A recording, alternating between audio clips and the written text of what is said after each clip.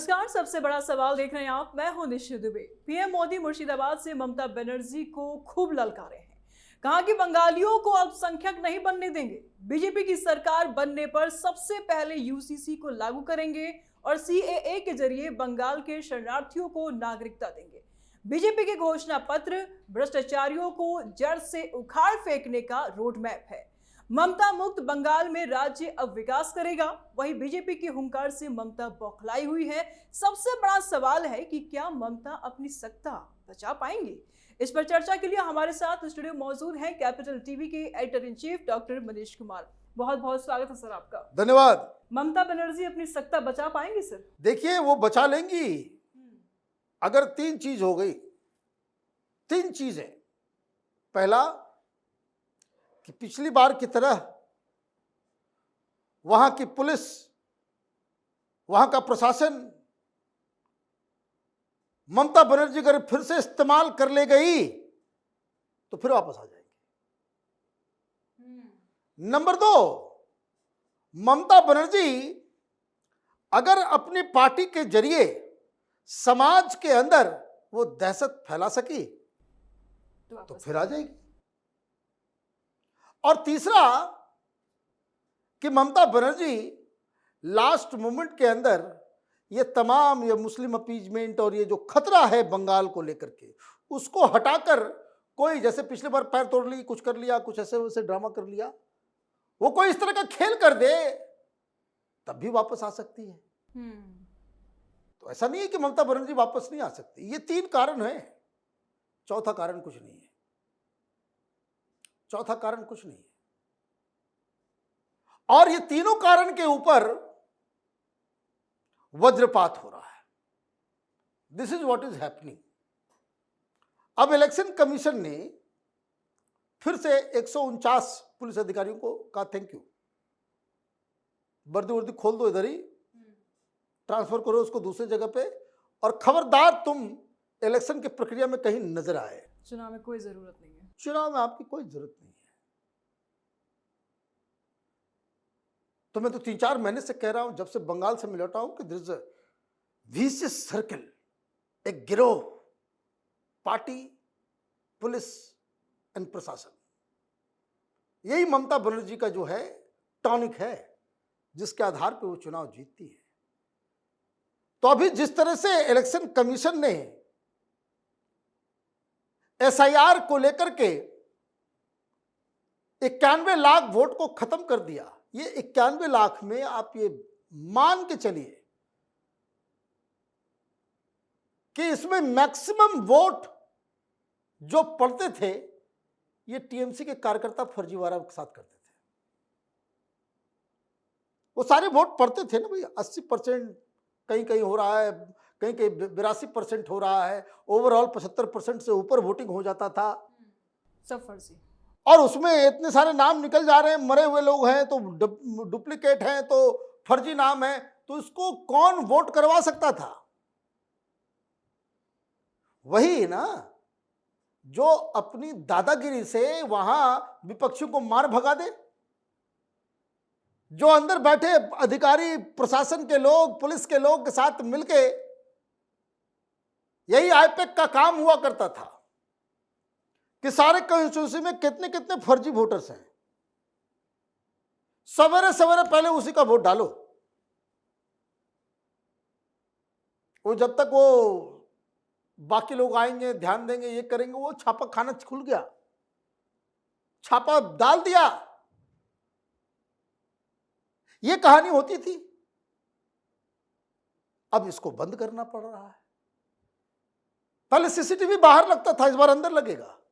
और जो बाहर भी सीसीटीवी लगता था तो पिछली बार इलेक्शन कमीशन ने वो कलकत्ता के 3 वेंडर को दे दिया। अब वो सब टीएमसी के लिए काम कर रहे हैं। भाई कलकत्ता में रहोगे तो तुम टीएमसी से बैर नहीं हो सकता ना।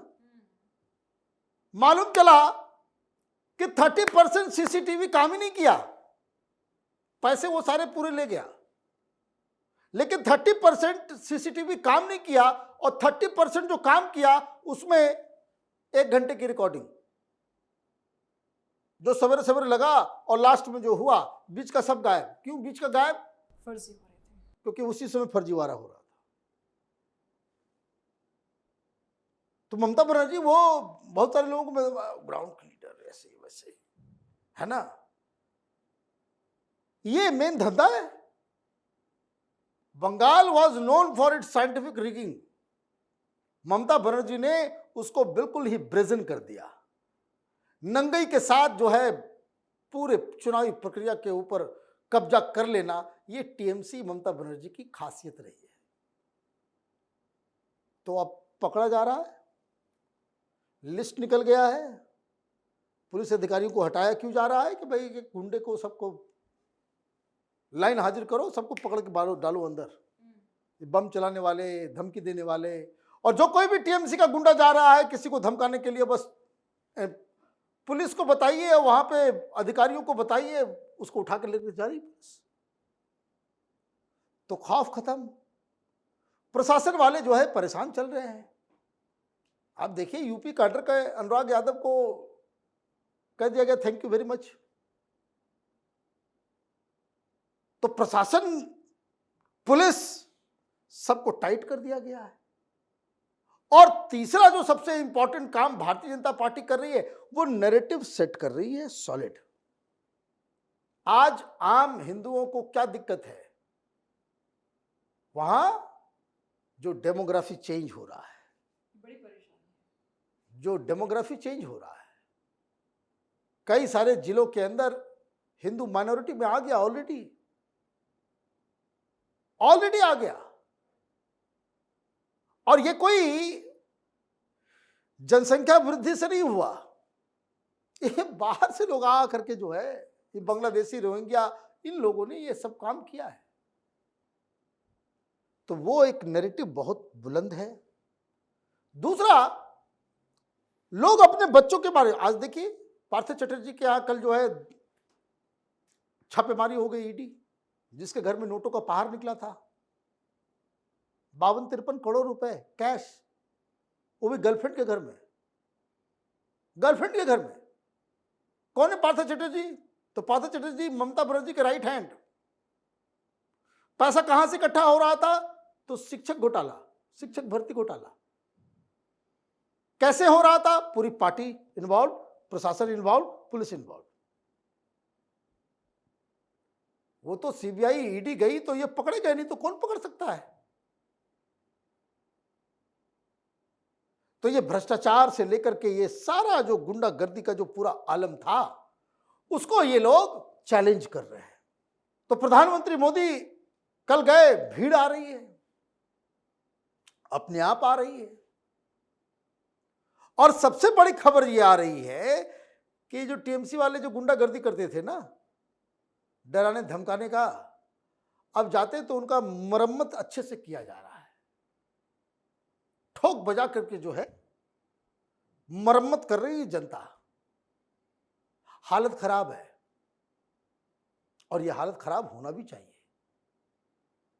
ममता बनर्जी के पास बताने को कुछ नहीं है। आपने युवाओं को 1500 दिया, बीजेपी ने कहा 3000 देंगे, है ना, हम विकास लाएंगे, नौकरी देंगे, ये सारी तमाम चीजें हैं। ममता बनर्जी क्या करे? तो मछली खाने नहीं देगा, तो मीट खाने नहीं देगा। आप यही सारी चीजें जो है, तो एक प्रॉपर तरीके से कैंपेन डिजाइन करके भारतीय जनता पार्टी ममता बनर्जी क्यों चुनाव जीतती रही है, उसका आकलन, उसका विश्लेषण और उसका उपाय, ये एक एक करके ये काम जो है वो किया जा रहा है। अब एसआईआर में जितने नाम जो निकले हैं, ममता बनर्जी ऑलरेडी बैकफुट पे है, ऑलरेडी 8% वोट खटा है। 38% बीजेपी को आया था, 48% जो है टीएमसी पिछली बार लेकर के आई थी। 10% का डिफरेंस है। और उसमें आप इस 8% में आप समझ लीजिए कि 6% जो है ममता बनर्जी का ही वोट है, तो ऑलरेडी वो 42 पे है। और जो एंटी इनकम्बेंसी है, ये पुलिस प्रशासन और ये सारी चीजों को लेकर के है,